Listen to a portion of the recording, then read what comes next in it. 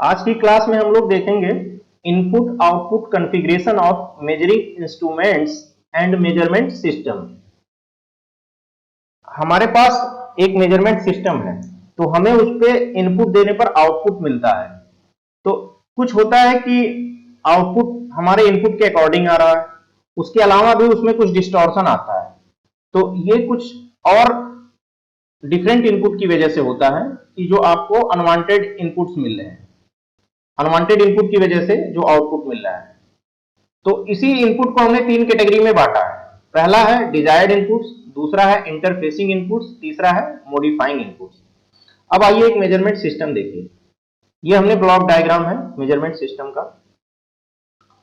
अब देखिए एक इनपुट जो है डिजायर्ड, उसकी वजह से हमें ये रिस्पॉन्स मिला, यहाँ आउटपुट मिल गया।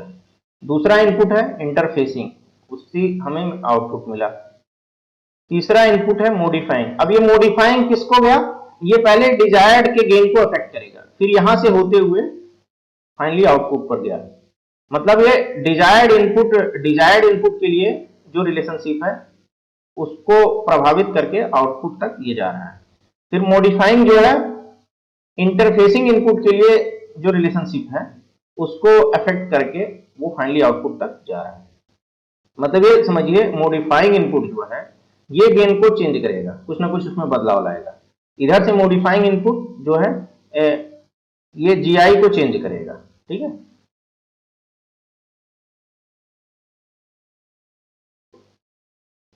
तो ये चीज है। तो अब देखिए कैसे हम कैटेगराइज करें कौन सा इनपुट डिजायर्ड है, कौन सा इनपुट मॉडिफाइंग है और कौन सा इनपुट इंटरफेसिंग है। आइए एक एग्जांपल से इसको देखा जाए। ये कैटेगराइज करना कि कौन सा इनपुट हमारा डिजायर्ड है, मॉडिफाइंग है और कौन सा इंटरफेसिंग है, इसके लिए एक हम एग्जांपल लेंगे। एग्जांपल लिए हमने एक मैनोमीटर लिया, तो you tube type U shape का, इसमें हमने प्रेशर P1 दिया और इधर प्रेशर दिया P2 और इसके अंदर भरा हुआ है मरकरी जिसकी डेंसिटी है ρm। अब आइए अब इसका अगर रिलेशन देखा जाए, अनबैलेंस है, मतलब इधर नीचे है और इधर ज्यादा हाइट पे है, तो P1 ज्यादा है P2 कम है। तो P1 और P2 के बीच रिलेशन हो गया P1 equal to P2 plus ρm G into H। तो P1 P2 जो है इसकी वजह से क्या मिल रहा है आपको, हाइट में डिफरेंस। तो P1 P2 आपके डिजायर्ड इनपुट्स हो गए और H जो है हाइट जो है वो आपका आउटपुट हो गया। इसकी वजह से तो हमें आउटपुट चाहिए, P1 P2 आपने इनपुट दिया और इसकी वजह से हाइट का डिफरेंस मिल रहा है। तो P1 P2 आपका डिजायर्ड इनपुट हो गया और हाइट आपका आउटपुट हो गया। यदि P1 और P2 सेम है, if P1 equal to P2 then क्या होगा, ये हाइट जीरो हो जाएगा। ठीक है, हाइट जीरो होनी चाहिए। अगर दोनों तरफ प्रेशर सेम अप्लाई करोगे तो हाइट जो मरकरी कॉलम है, मरकरी का लेवल है दोनों साइड बराबर होगा, तो हाइट का जो डिफरेंस है वो जीरो मिलेगा।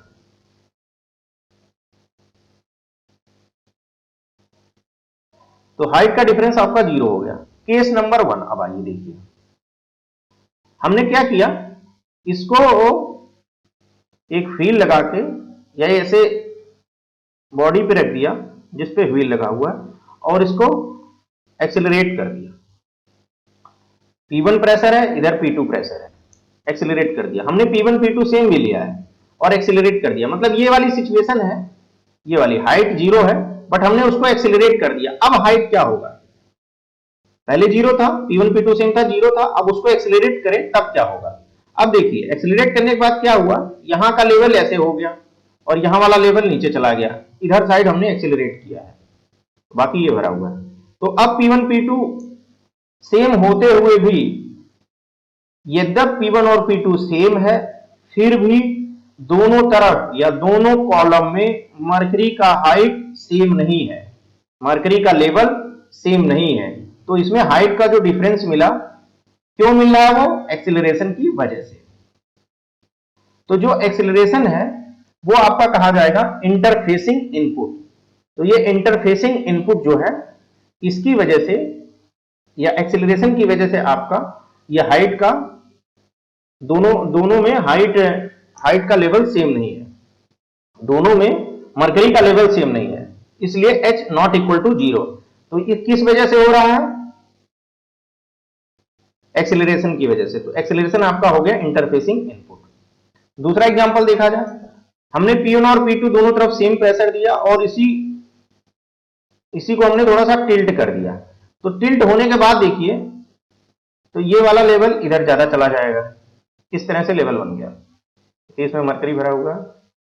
तो इस वाले केस में भी even if P1 equal to P2 but H not equal to 0 because of tilt.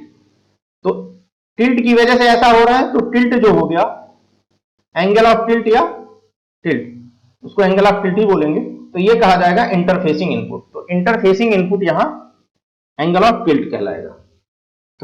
तो आपको समझ में आ गया कि कैसे इंटरफेसिंग इनपुट जो है हमारे आउटपुट पर बदलाव ला रहा है, इनपुट और आउटपुट के रिलेशन को खराब कर रहा है।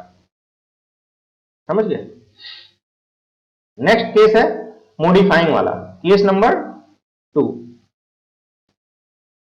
मॉडिफाइंग इनपुट मैनोमीटर के केस में है एम्बिएंट टेम्परेचर, वातावरण का तापमान और ग्रेविटेशनल फोर्स या जी की वैल्यू। समझ गए? अब देखिए, टेम्परेचर अगर इंक्रीज होगा तो जो लेंथ ऑफ कैलिब्रेटेड स्केल है, जिसमें हम मरकरी रखे हुए हैं, ये आपका लेंथ ऑफ कैलिब्रेटेड स्केल है, तो ये बढ़ सकता है। ठीक है, इससे क्या होगा, ये रिलेशनशिप खराब हो जाएगा। तो जो है P1 और P2, P1 माइनस P2 और H के बीच जो रिलेशनशिप है वो डिस्टर्ब हो जाएगा। कब? यदि हम टेम्परेचर में टेम्परेचर सेम नहीं है, टेम्परेचर बढ़ गया किसी टाइम, तो इस तरह से क्योंकि लेंथ में थोड़ा बहुत एक्सपेंशन हो सकता है, तो ये रिलेशनशिप खराब हो सकता है, मतलब कुछ और हो सकता है, H की वैल्यू फिर डिफरेंट आएगी। तो ये मॉडिफाई कर रहा है इनपुट आउटपुट के रिलेशन को डायरेक्टली। ये अटैक कैसे कर रहा है? Modifying input desired input output के रिलेशन को खराब कर रहा है। ठीक है, टेम्परेचर की वजह से डेंसिटी चेंज होगा। तो अब जो रिलेशन है P1 minus P2 equal to क्या था?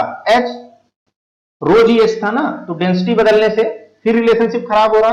तो इस तरह से ये मॉडिफाइंग इनपुट जो है डिजायर्ड इनपुट इनपुट के लिए जो इनपुट आउटपुट का रिलेशन था वो खराब कर रहा है। जी की वैल्यू डिफरेंट लोकेशन पे डिफरेंट होगी। तो इसका मतलब यह है कि इस तरह से जी की वैल्यू भी इनपुट आउटपुट रिलेशन को बदल रहा है, ये डिजायर्ड इनपुट के केस में। मतलब एक तरह से मॉडिफाइंग इनपुट आपका टेम्परेचर हो गया, आपका टेम्परेचर बढ़ने पे लेंथ उसका बढ़ जाएगा, तो वो मॉडिफाई कर दे रहा है। डेंसिटी चेंज होने से इनपुट आउटपुट रिलेशन मॉडिफाई हो रहा है, और जी की वैल्यू डिफरेंट लोकेशन पे डिफरेंट होने से इनपुट आउटपुट रिलेशनशिप डिफरेंट हो रहा है, बदल रहा है।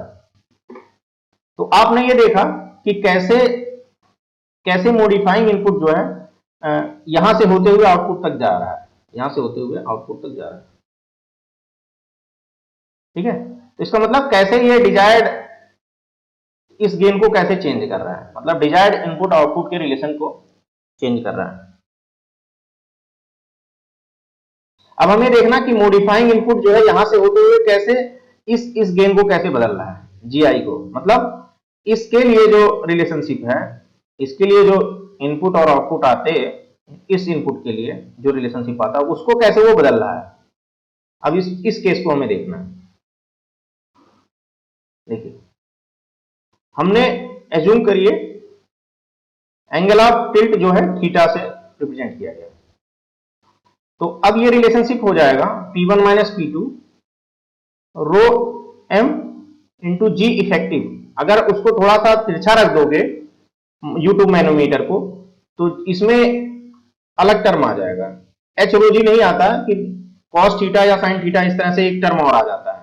तो उसको जी के साथ अगर जोड़ दोगे तो एक तरह से बोल सकते हो जो सेंटर ऑफ ग्रेविटी है वो चेंज हो गया। अगर आप टिल्ट कर दोगे तो दूसरे सेंस में कह सकते हो सेंटर ऑफ ग्रेविटी चेंज हो गया। तो जी की वैल्यू अब आपकी जी इफेक्टिव कहलाएगी, जी इफेक्टिव होगी। ठीक है, तो जी हो गया आपका जी इफेक्टिव यूज होगा। तो इस तरह से आपने देखा टिल्ट करने से आपकी जो ग्रेविटी है वो उसकी वैल्यू आप जी इफेक्टिव पुट कर रहे हो, समझ रहे हो। तो जी में आपने बदलाव कर दिया और आपका यही चीज कहलाता है मॉडिफाइंग इनपुट। तो इस तरह से मॉडिफाइंग इनपुट जो है किस पर हावी है? इंटरफेसिंग इनपुट पर हावी है। इंटरफेसिंग इनपुट के गेन को बदल करके इनपुट आउटपुट के रिलेशन को खराब कर रहा है। तो यहां से ये आपका कहलाएगा, ये आपका ये वाला केस भी क्लियर हो गया कि कैसे मॉडिफाइंग इनपुट जो है इंटरफेसिंग इनपुट से होते हुए इनपुट और आउटपुट के रिलेशन को बदल रहा है। ओके,